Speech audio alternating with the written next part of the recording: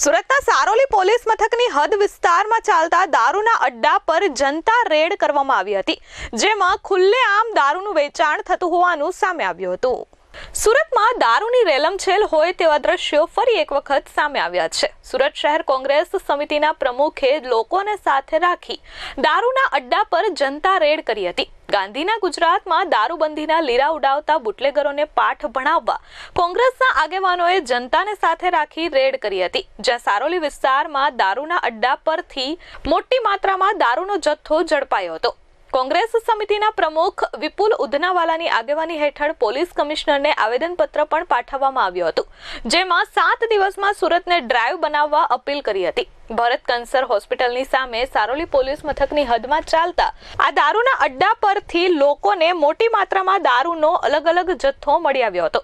આ સાથે દારૂના અડ્ડા પર વિશેષ વ્યવસ્થાઓ કરવામાં આવી હોવાના પણ દ્રશ્યો સામે આવ્યા હતા।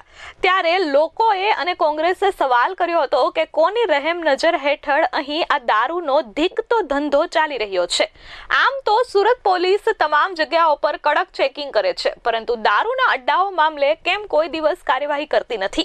સારોલી પોલીસ મથકની ટીમ શું કરી રહી હતી? આટલો મોટો દારૂનો જથ્થો અને દારૂનો અડ્ડો અહીં ખુલ્લેઆમ ચાલી રહ્યો હતો, તો સારોલી પોલીસ મથકની ટીમને શું બાતમી ન હતી કે શું માહિતી ન હતી કે પછી તેની જ રહેમ નજર હેઠળ આ દારૂનો અડ્ડો ચાલી રહ્યો હોય તેવા આક્ષેપો સાથે કોંગ્રેસ સમિતિના પ્રમુખ અને લોકોએ સવાલો કર્યા હતા।